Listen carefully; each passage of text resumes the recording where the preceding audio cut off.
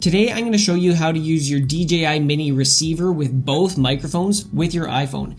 And you really do want to use your receiver whenever you can, because with Bluetooth you're very limited. You cannot use the default camera app with Bluetooth, for example, whereas with the receiver you can do it with two different microphones. So it's just a superior system, better sound, better everything. So let's get it going here. So first I'm going to open up my kit. And we're going to let everything try to sync. As you can see, we have a blue light over here. We have a green light over here. We have two green lights up top. So we're going to take these all out. So automatically now, it's going to try to sync everything. As you can see, these two mics are synced. They both have a green light on.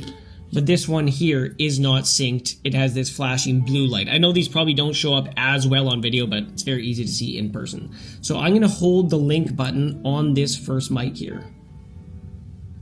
Okay, so now you see it's flashing faster, going between blue and green. Okay, so now on the receiver here, I'm going to hold this side button. So it's going to enter linking mode, and now both of those lights are flashing. As we can see, this mic here automatically is flashing green, saying, hey, I'm not connected to anything. So already one of them is connected, and that's this first mic here, the new one that's into the system. And now this second one is connected as well. So you can see both lights are on here. They're green. That's saying both mics are connected. But you see this light here, this light is flashing because that's telling us this audio source here is not connected to anything. Now, right now, this is flashing in cyan, but on the side, if we double click this, now it's flashing green. So going between green and cyan is how you're going between mono mode and stereo mode. Right now it's green, we are in mono mode, so it's either going to put both microphones to one track and you'll have one track of audio, or it's going to give you both microphones to one track with a secondary safety track. That's going to be that same track, just recorded at a lower level, which if you are recording in mono, it is the way to go.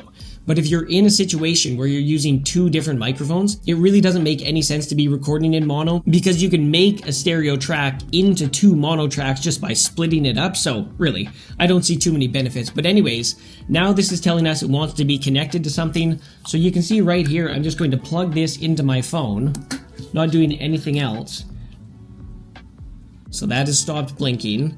And it's green. So if I want to put this into stereo mode, I'm going to double click. And now you can see this has gone to a cyan color here. Hopefully you can kind of see that to some degree. And so now this is going to be in our stereo mode. Now you do want to make sure you download the DJI Mimo app though. It is worthwhile. We're going to go to settings. And here you can very clearly see the difference between stereo mode and mono mode. So in mono mode, both of these tracks are going to one audio file. That's just one track, both things married together. Whereas in stereo, you get two discrete audio tracks that you can split to EQ differently, compress differently, handle completely differently. It's just a better option if you have two different people talking. So to see it very clearly, I take one mic, I'm going to whisper in it. Check, check, check, check. Right? Take the other mic. But then if I go to mono, I take that same mic, check, check, check. And as you can imagine, if this person talks loud and this person whispers, that's a worse situation when you're going to mono. Now, if instead you're only using one microphone, then you do want to use mono and you want to turn on this safety track because then you have another track with some more latitude, so you have a way lower chance of distorting. But either way, you should be turning on clipping control because that handles distortion very well also.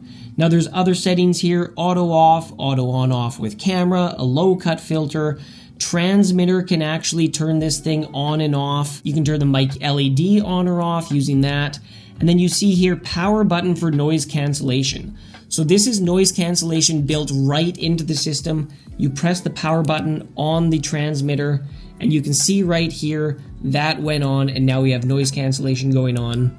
And it looks like it does it on the other transmitter as well. Wow, look at that. So it's like a master control on both transmitter for this noise cancellation. Interesting. Now you have an option up here in noise cancellation to go to either strong or to basic.